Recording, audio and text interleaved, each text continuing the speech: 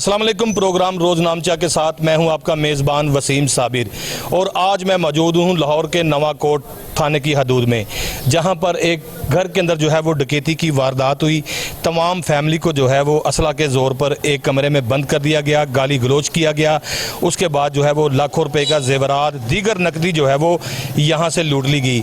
जिस घर के अंदर वारदात हुई है वो शख्स की बात करें तो तारिक साहब जो है वो हाल ही में सरकारी महकमे से रिटायर्ड होकर घर में आराम कर रहे थे कि 5 डाकू जो है वो असला के ज़ोर पर ज़बरदस्ती दाखिल हो गए और उनकी 2 जवा साला बेटियों का जो है वो जहेज़ का सामान, जिस तरह से जेवरात दीगर माल जो है रखा हुआ था, इसके अलावा नकदी थी जो कि गन पॉइंट पर जो है वो लूट कर ले गए और ख़वातीन समेत जो है वो घर के अफरादों को जो है वो तशद्दुद का निशाना भी बनाते रहे।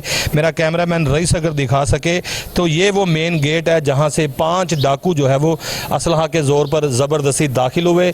दाखिल होने के बाद कमरे में चले गए और वहाँ पर जाकर गन पॉइंट पर तशद्दुद का निशाना बनाते रहे और तशद्दुद का निशाना बनाने के बाद तमाम का तमाम सामान जो है वो लूट कर यहाँ से रफू चक्कर हो गए।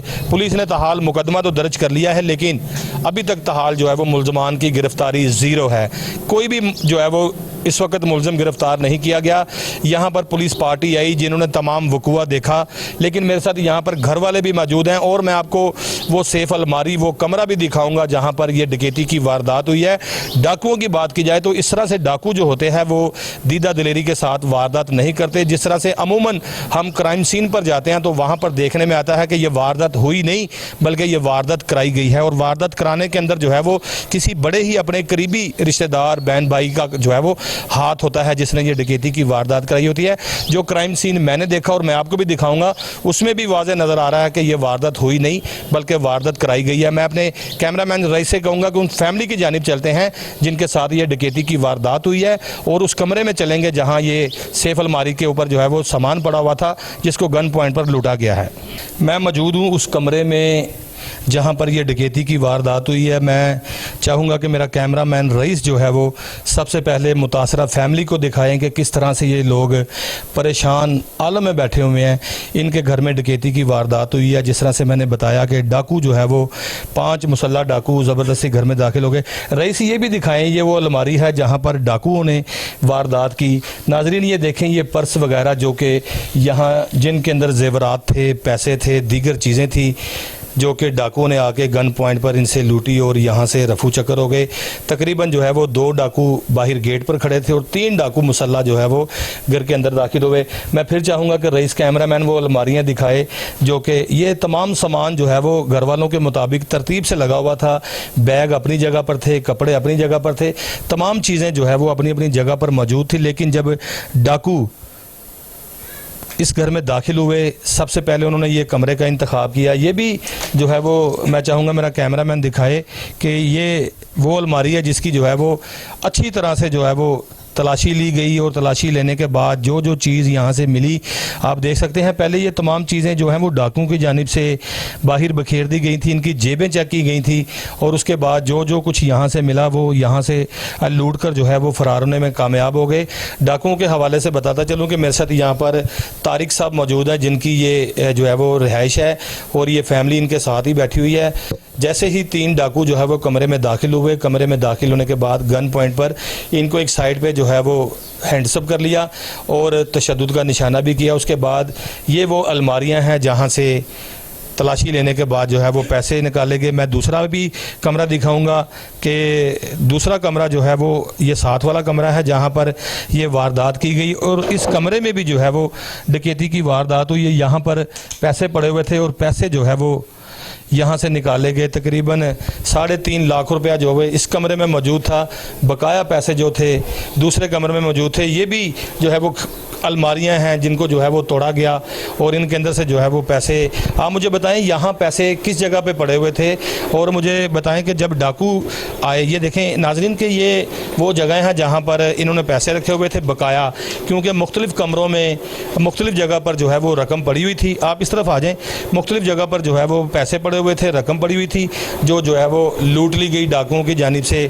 3 मुसल्लह डाकू घर में दाखिल हुए थे, 2 बाहर थे, और इसके अलावा जो है वो फैमिली भी मेरे साथ यहाँ पर मौजूद है, और फैमिली से भी बात करेंगे और पूछेंगे कि तमाम वाक़या जो है वो किस तरह से हुआ। लेकिन फ़िलहाल मुझे यहाँ एक ब्रेक लेनी है, ब्रेक के बाद फैमिली की जानिब चलेंगे और उनसे बात करेंगे कि कितना नुकसान हुआ है और डाकुओं की आमदोरफ्त का जो है वो किस तरह से जो है वो टाइम था और कितने बजे का टाइम था लूटने का, और कितनी देर तक ये वारदात करते रहें। मेरे साथ चलिए।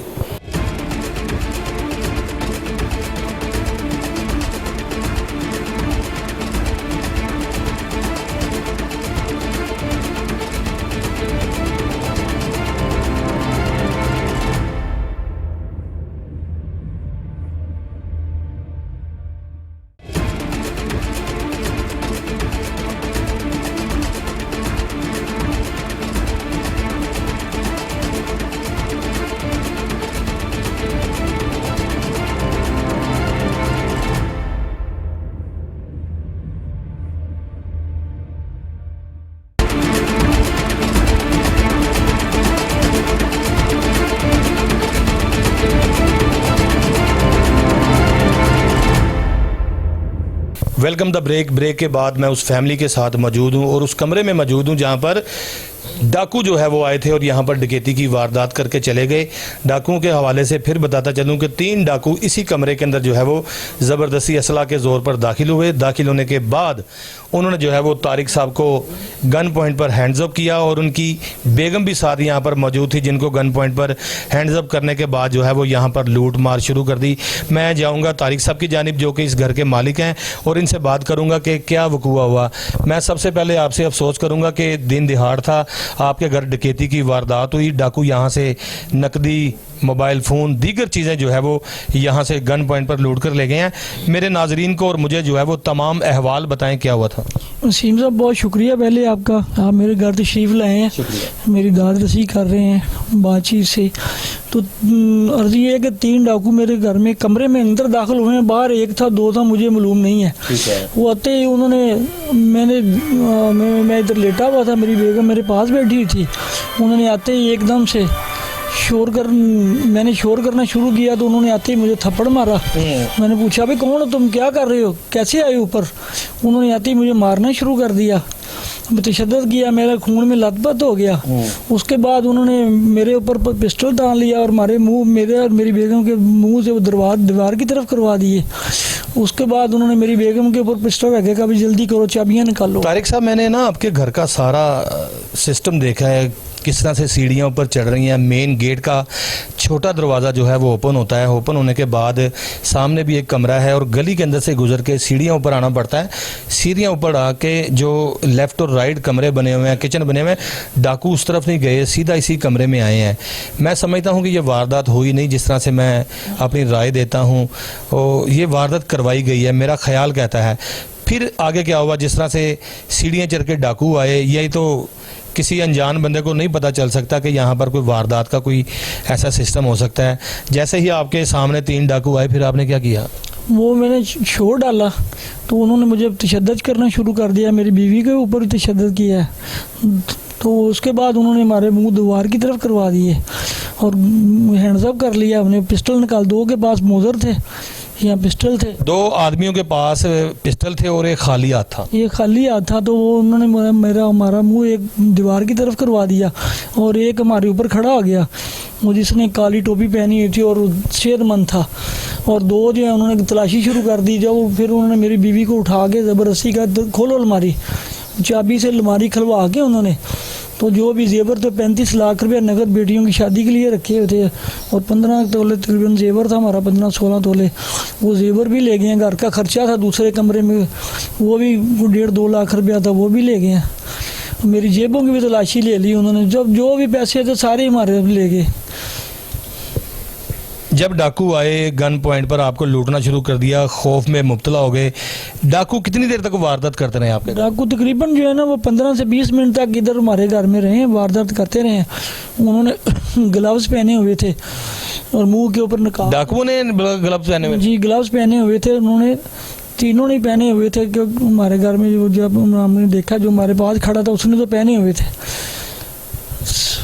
मेरे साथ तारिक साहब यहाँ पर मौजूद थे जो कि घर के मालिक थे, जिनका तकरीबन 50 लाख रुपए का नुकसान हो गया है, बल्कि इससे ज़्यादा का होगा, क्योंकि इसमें 15 तोले जेवरात है और 35 लाख रुपया नगद है और दीगर कीमती कपड़े थे, दीगर चीज़ें थी जो कि चोर अपने साथ ले गए हैं, जिन्होंने गन पॉइंट पर यह डकैती की वारदात की, डाकुओं ने अपने साथ ले गए। ताहाल मुल्ज़मान के हवाले से मैं बताता चलूँ कि मुल्ज़मान जो है वो लाहौर की सड़कों पर दंदनाते फिर रहे हैं, लेकिन डॉल्फन, पीरू और इसके अलावा दीगर जो है वो थाना के मुलाजमीन सरकारी गाड़ियों में नज़र कहीं नहीं आते। जिस तरह से मैं बताता हूँ कि पुलिस गश्त करने के लिए सरकारी गाड़ी या मोटरसाइकिलों पर आउट तो होती है, लेकिन कहीं भी कोई AC लगा हो, कोई ठंडा कमरा हो तो वहाँ पर आराम करते हैं। वायरलेस सेट इनके पास होता है और जैसे ही कोई 15 की कॉल होती है तो वहीं कमरे में बैठकर ये वायरलेस पे जो है वो कंट्रोल को जवाब दे देते हैं और वहाँ पर बर वक्त पहुँचते नहीं। अगर 3 डाकुओं की बात करें, जिस तरह से तारिक साहब ने बताया कि 3 डाकू मेरे घर में दाखिल हो गए। ये डाकू मोटरसाइकिल पर असला लेके न जाने कहाँ से चले हैं और कहाँ आन पहुँचे हैं। रास्ते में कहाँ गई डॉल्फन, कहाँ गई पीरू, कहाँ गया नवाकोट पुलिस स्टेशन, कहाँ गया बीट अफसर और कहाँ गई तमाम की तमाम CA जो कि लोगों को गिरफ्तार करती है। मैं फिर जो है वो चलूँगा तारिक साहब की जानिब। तारिक साहब, ये जब हम लोग बाहर निकलते हैं तो वहाँ पुलिस की गाड़ियाँ भी गश्त कर रही होती हैं, मोटरसाइकिलें भी गश्त कर रही होती हैं, लोगों के कागजात चेक कर रही होती हैं। जब आपके घर में वारदात हुई 15 से 20 मिनट जो है वो डकैती की वारदात होती रही, फिर आपके ने जब 15 पे कॉल की, फिर पुलिस कितनी देर बाद यहाँ पहुंची? दो एहलकार जो डॉल्फिन के थे वो तो कोई मेरे कॉल करने के कोई 5 मिनट में ही आ गए थे। ठीक है। और बकाया जो है ना वो 15-20 मिनट के बाद काफ़ी पुलिस की नफरी आई है, उन्होंने काफ़ी इधर 2-3 घंटे रहे हैं, फिर वो इन्वेस्टिगेट करते रहे। मोहल्ले में भी उन्होंने इधर उधर पूछगिछ की है। वो तकरीबन पुलिस जो है ना वो 3 घंटे इधर रही है। वो मुझसे एप्लीकेशन वगैरह भी लिखवा कर फिर लेके गए हैं। पुलिस की जानिब से आपके साथ सही कोऑपरेट किया जा रहा अभी तक? जी, पुलिस ने तो हमारे साथ जो भी उन्होंने अच्छा सलूक किया। आज भी आए थे तो कहते हैं कि कल आपको लेके जाएंगे उधर किसी ऑफिस में, वहाँ पे आपको तस्वीरें वगैरह चेक करवाएंगे, आप पहचाने, अगर कोई पता चल गया तो हम इंशाल्लाह पकड़ लेंगे उनको फौरी। मैं अब चलूँगा जो तारिक साहब की अहलिया है उनकी जानिब। आप इधर मेरे पास ही आ जाएं ताकि मैं आपसे बात करूं और आपसे तमाम चीज़ें जो है वो डिस्कस करूं, क्योंकि घर के अंदर जो है वो बच्चे तो खैर बाहर गए हुए थे, यहाँ पर जो है वो इनकी वालदा ही मौजूद थी जो कि मेरे साथ यहाँ पर मौजूद है। आप मुझे बताएं, आप तो मुझे अभी भी बहुत ज़्यादा खौफज़दा लग रहे हैं, जिस तरह से डाकुओं ने आपके शोहर के सर पे पिस्टल रख दी, फिर आपके ऊपर भी पिस्टल रख दी और घर की चाबियाँ मांगते रहे। क्या ये सारा मामला हुआ था? हम इधर बैठे थे, मैं इनके पाँव दबा रही थी तो एकदम से वो आए हैं, तो उन्होंने जब इनके पिस्टल रखे मुझे कहा जल्दी से चाबी दे दो। मुझे उठा के इधर ले आया और जल्दी वो ताला खुलवा के तो उधर उन्होंने अंदर से सब कुछ निकालना शुरू कर दिया, जो अंदर था सब कुछ ले गया हमारा। जब आपके खावंद के चेहरे पे उन्होंने थप्पड़ मारा, उनकी कमीज़ तमाम की तमाम खून से भर गई, फिर उस वक़्त आपने डाकुओं को क्या कहा? मैंने उन्हें चाबियाँ दे दी जल्दी से, मैंने कहा ये लो जो भी है चाबियाँ। मैंने जा कहते उठ के ताला मैंने खोला, खोल कर उन्होंने अंदर से सारा कुछ निकाला है, निकाल के जो भी था पैसे जेवर जो भी था ले गए। अभी वो दूसरे कमरे में चले, उधर से भी जो भी था वो भी लेके उन्होंने ले लिया। इधर से बैग उठाया, उसमें डाला सारा कुछ, तो रफू चक्कर हो। हाँ जी। ये थी घर की मालकिन और ये तारिक साहब की अहलिया थी जो कि घर में मौजूद थी।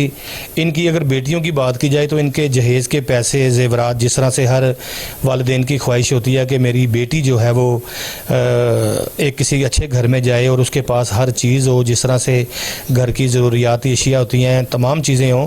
इन्होंने उनकी शादियों के लिए जो है वो पैसे भी जोड़ रखे थे, जेवरात भी इनके पास मौजूद था, लेकिन ताहाल जो है वो जेवरात की बात करें तो डाकू तमाम का तमाम सामान जो है वो लूट कर ले गए हैं। इन लड़कियों के दिल पे मैं देख सकता हूँ कि वो भी बड़ी परेशान है और इस वक्त वो रो भी रही हैं कि इनके घर में डकैती की वारदात हुई है। वारदात करने वालों ने ज़रा नहीं देखा कि बच्चियों के जेवरात हैं, उनके पैसे हैं और जिनकी चीज़ें हैं वो यहाँ से लूट मार करने के बाद जो है वो फौरी तौर पर रफू चक्कर हो गए। 15 की कॉल करने के बाद पुलिस तो बर वक्त पहुँची, लेकिन ताहाल किसी भी डाकू को अभी तक गिरफ्तार नहीं किया गया। मैं यहाँ पर जो है वो इनकी बेटियों से भी बात करूँगा। अम्मा जी, आप उधर चले जाएँ, मैं आपकी बेटी से बात करता हूँ कि आप मुझे बताएं कि किस तरह से डकैती की वारदात हुई, लेकिन यहाँ पर मुझे जो है वो पहले एक ब्रेक लेनी है। ब्रेक के बाद जो है वो मैं इनकी फैमिली, जिस तरह से उनकी बेटियाँ हैं और उनके बेटे हैं, तमाम लोगों से भी इनके दिल का अहवाल पूछूंगा और वारदात के हवाले से जो है वो बात करूँगा। मुझे यहाँ ब्रेक लेनी है, ब्रेक के बाद जो है वो फैमिली की जानिब चलेंगे।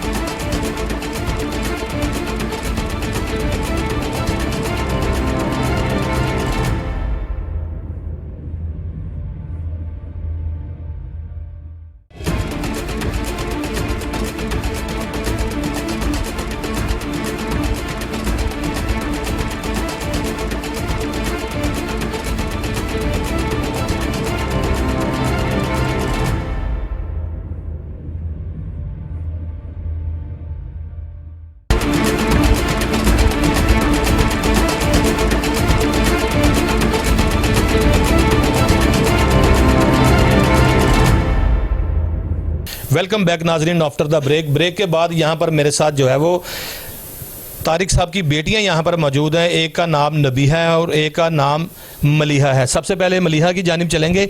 आप मुझे बताएं, जब डकैती की वारदात हुई आप कहाँ थी? हम घर मौजूद नहीं थे, हम सब बहन भाई जो है ना बाहर खाने पीने के लिए गए हुए थे। हम अक्सर ही 2-3 दिन बाद जाते रहते हैं। नाजरीन मैं यहाँ बताता चलूँ कि इनकी फैमिली जो है वो 2-3 दिन के बाद इनके करीब ही जो है वो इकबाल टोन भी है, शाह फरीद दरबार के करीब जो है वो आइसक्रीम की शॉप भी है। वहाँ पर अमूमन रश होता है, लोग जो है वो अफ्तारी के बाद वहाँ पे खाने पीने के लिए जाते हैं। ये फैमिली भी जो है वो मासूआ जो है वो तारिक साहब और इनकी अहलिया जो है वो घर पे मौजूद थी, लेकिन इनकी बेटियां और जो बेटे मेरे साथ यहाँ पर मौजूद हैं वो यहाँ पर कुछ खाने पीने के लिए, जिस तरह से अपने बहन भाई जो है वो पैदल पैदल अपने घर के करीब किसी चाय वाली दुकान पे या किसी आइसक्रीम वाली दुकान पे या कोई पिज़्ज़ा बर्गर वाली दुकान पे जाते हैं तो आपस में पैसे डिवाइड करके थोड़े थोड़े चीज़ें खा लेते हैं। ये खाने के लिए बाहर गए थे।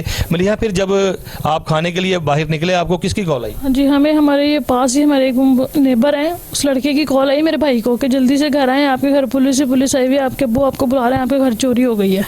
तो हम फ़ौरन वापस आ गए हैं। जैसे ही हम वापस आए हैं तो हम बाहर पुलिस थी, तो हम डर के फ़ौरन ऊपर भाग के आए हैं। तो देखा हमने, तुम्हारे अब्बू के नाक से भी खून निकल रहा था, हमारी अम्मी के भी हाथ पे चोट लगी हुई थी, बिल्कुल रो रही थी, बैठ के परेशान थी बहुत।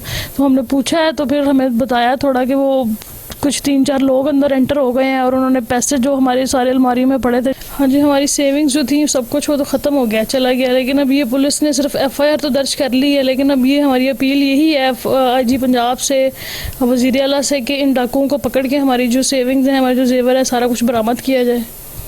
अगर मेरा प्रोग्राम वज़ीर आला Punjab, IG Punjab, SSP investigation, DAG investigation इस वक्त देख रहे हैं और इन बच्चियों की जो है वो इल्तिजा यही है, उनके पैसे बरामद किए जाएँ, उनका जेवरात बरामद किया जाए। जिस तरह से जो है वो बच्चों ने बड़ी आस उम्मीद लगाई होती है कि हमारी शादियों पे हम ये ख़रीदेंगे, हम ये परचेज़ करेंगे, हम शादी पर ये पहनेंगे, तमाम चीज़ें जो है वो डाकू यहाँ से लूट कर ले गए हैं।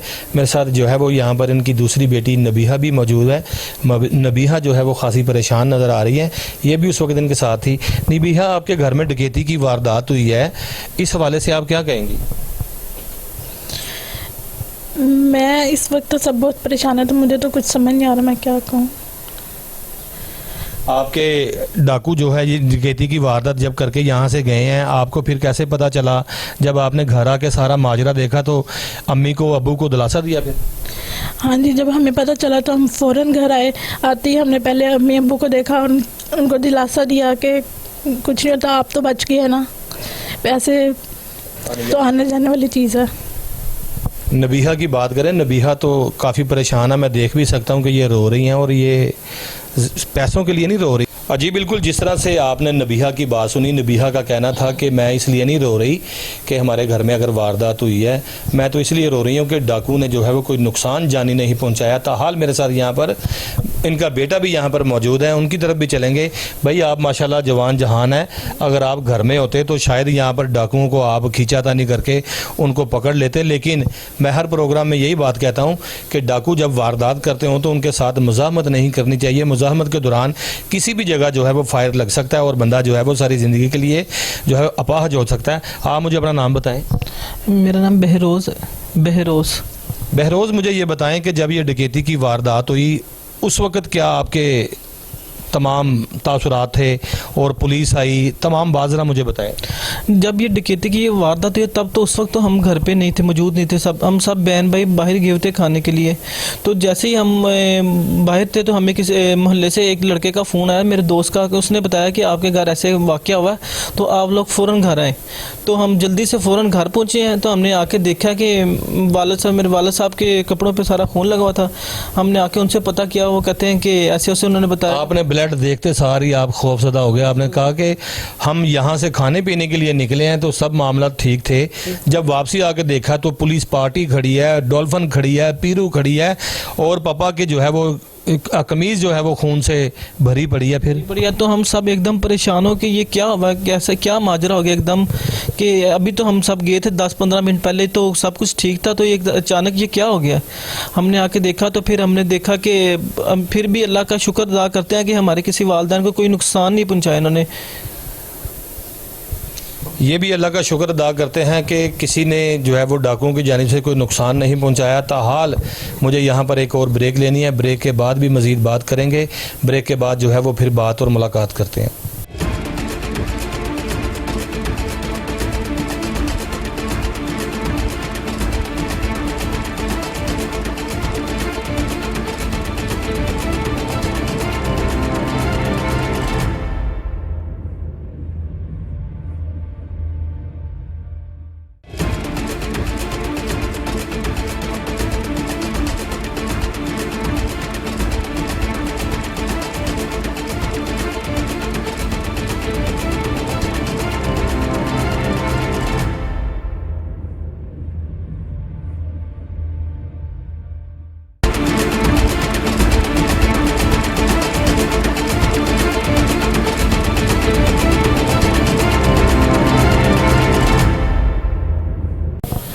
जी बिल्कुल, मैं आज इसी घर के बाहर मौजूद हूँ और जहाँ पर ये डकैती की वारदात हुई थी, फैमिली का एक फ़र्द जो था वो थोड़ा लेट आया है, देर से आया है क्योंकि ये काम पर गया हुआ था। ये भी चाहता है कि मैं डाकुओं के हवाले से बात करना चाहता हूँ। पहले मैं अपना कैमरामैन रईस से कहूँगा कि तमाम इस बिल्डिंग को दिखाया जाए जिससे जहाँ से ये डाकू डकैती की वारदात करके गए हैं। और ये दरवाज़ा है, दरवाजे के साथ ये तमाम का तमाम जो है वो बरामदा है अंदर, जहाँ डाकू ज़बरदस्ती असला के ज़ोर पर दाखिल हुए। दाखिल होने के बाद जिन्होंने डकैती की वारदात की और डकैती की वारदात करने के बाद यहाँ से वो रफू चक्कर हो गए। ये वो घर है, नवा कोट का ये इलाका है जहाँ पर डकैती की वारदात हुई और डाकू जो है वो इस तरफ से आए और 3 डाकू जो है वो घर के अंदर दाखिल हुए और दाखिल होने के बाद तमाम खिड़कियों से जो है वो बाहर देखते हुए दिखाते हुए ताकि कोई पुलिस ना आ जाए, बड़े छुपके छुपाते हुए जो है वो कमरे में गए और वहाँ से अलमारियों के अंदर से जो है वो पैसे निकाले। आप मुझे अपना नाम बताएं, आपका नाम क्या है? शहरोज़। शहरोज़, डकैती की वारदात हुई, सारी फैमिली परेशान है, आप भी परेशान हैं, आप बाहर गए हुए थे जब ये डकैती की वारदात हुई है। मुझे थोड़ा सा बताओ कि जब डकैती की वारदात हो गई, जब आप रात वापस घर आए तो क्या माजरा देखा? खौफ व हरासत था, हर तरफ पुलिस ही पुलिस थी। हम जल्दी से भागकर गाड़ी से उतर के अपने मामा बाबा को देखा सबसे पहले, तो बाबा का खून, बाबा के नाक से खून निकला था, उनके कपड़े पूरे खून कैसे निकला हुआ था, क्या हुआ था? उन्होंने उनको तशद्दुद किया था बाबा के ऊपर। नाजरीन, डकैती की वारदात के साथ साथ जो है वो घर वालों को डाकुओं की जानिब से तशद्दुद भी किया गया। उनको एक कमरे में तमाम को जो है वो फैमिली को बांध दिया गया, गन पॉइंट पर चाबियां ली गई और वहाँ से जो है वो 15 तोले जेवरात और 35 लाख रुपए नकदी के अलावा जो महंगा तरीन सामान था, जो कि लड़कियों के जहेज़ का, शादी का सामान जिस तरह से जो है वो वालदेन की तरफ से बनाया जाता है, डाकू जाती बार वो भी ले गए। FIR जो दर्ज की गई है, 392 का मुकदमा दर्ज किया गया है। ताहाल बताते हैं कि 3 डाकू जो है वो घर के अंदर दाखिल हुए हैं, 2 बाहर थे, लिहाजा जो है वो 3 डाकू गन पॉइंट के ऊपर जो है वो डकैती की वारदात की। यहाँ से जो है वो मेरा अगर कैमरामैन दिखा सके तो ये नवा कोट का इलाका है और खुली सड़कें हैं। यहाँ पर अब तक जो है वो तकरीबन 1 घंटे से ज़ायद का वक्त हो गया है। यहाँ पर कोई भी डॉल्फिन, कोई भी पीरू, कोई भी पुलिस एहलकार यहाँ से आपको गुजरता हुआ नहीं दिखाई देगा। ताहाल मेन रोड भी जो है वो बाहर चल रही है। ये वो मेन रोड है जहाँ पर पुलिस अमूमन घूमती फिरती नज़र आती थी, लेकिन आजकल रमज़ान है, मेरा ख्याल है वो किसी जगह ठंडी जगह पर जो है वो अरेस्ट कर रही है ताकि पीछे जो है वो डाकू दनदनाते फिरें। जिस तरह से इस घर के अंदर डकैती की वारदात हो गई है, यहाँ से 35 लाख रुपए नकद जो है वो भी लूट के ले गए हैं और 15 तोले जेवरात भी लूट के ले गए हैं। मुकदमा तो पुलिस ने ताहाल दर्ज कर लिया है, लेकिन अब देखना यह है कि पुलिस जो है वो डाकुओं को कब तक गिरफ्तार करेगी। जिस तरह से सीआईए जो है वो बड़ी माहिर है डाकुओं को गिरफ्तार करने में। ताहाल देखते हैं कि ये जो सेहरा है किसके सर पे सजता है। इन डाकुओं को सीआईए पुलिस गिरफ्तार करेगी या थाने वाले गिरफ्तार करेंगे।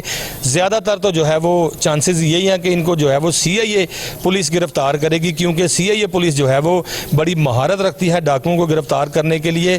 ताहाल जो है वो एसपी सीआईए जो है वो इसकी अपने जो डीएसपीज़ हज़रात हैं जो कि सीआईए तैनात हैं उनकी ड्यूटी लगाएंगे, क्योंकि डाकुओं ने जो है वो उधम मचा रखा है लाहौर में। ख़ासकर जिस तरह से ईद के दिन करीब तरीन आते जा रहे हैं, डाकू भी सड़कों पर जो है वो असला लेकर घूमते फिरते डकैती की वारदात करते दिखाई देते हैं। इन दिनों में जो है वो डकैती की वारदात में तकरीबन जो है वो 50 से ज़ायद जो है वो फ़ीसद इजाफा कर दिया गया है। डाकुओं ने जो है वो इजाफा किया है डकैती की वारदात में। ताहाल पुलिस जो है वो सिर्फ मुकदमे दर्ज कर रही है, डाकू गिरफ्तार नहीं कर रही। अब देखना यह है कि इन डाकुओं को गिरफ्तार कौन करेगा। फैमिली की जानिब से मैं बताता चलूँ कि फैमिली को जो है वो आज मैंने काफ़ी खौफो हिरास में देखा कि फैमिली बड़ी परेशान थी। जिस तरह से डाकुओं ने गन पॉइंट पर इनके साथ वारदात की, इनको तशद्दुद का निशाना भी बनाया और नकदी जेवरात भी जो है वो यहाँ से छीन कर ले गए हैं। मेरे आइंदा प्रोग्राम के लिए मुझे इजाज़त दीजिए, लिहाजा जो है वो वसीम साबिर का जो प्रोग्राम है रोज़नामचा ये देखते रहिए और आइंदा भी जो है वो प्रोग्राम रोज़नामचा इसी तरह से जो है वो डाकुओं के हवाले से और दीगर जराइम करने वालों के हवालों से जो है वो आपको दिखाया जाएगा। जिस तरह से मैं अमूमन यही बात कहता हूँ कि जब डकैती की वारदात किसी के साथ हो रही होती है तो उसमें जो है वो डाकुओं के साथ मज़ाहमत बिल्कुल ना करें, क्योंकि मज़ाहमत करने से जो है वो नुकसान आप खुद ही का होता है। क्योंकि डाकू जो होता है वो घर से मरने के लिए निकला होता है, उसको कोई भी जब रास्ते में रोकता है तो वो फायरिंग करने से जो है वो गुरेज नहीं करता। लिहाजा मेरे आइंदा प्रोग्राम के लिए मुझे इजाज़त दीजिए। अपना बहुत सारा ख्याल रखिए। अल्लाह हाफिज़।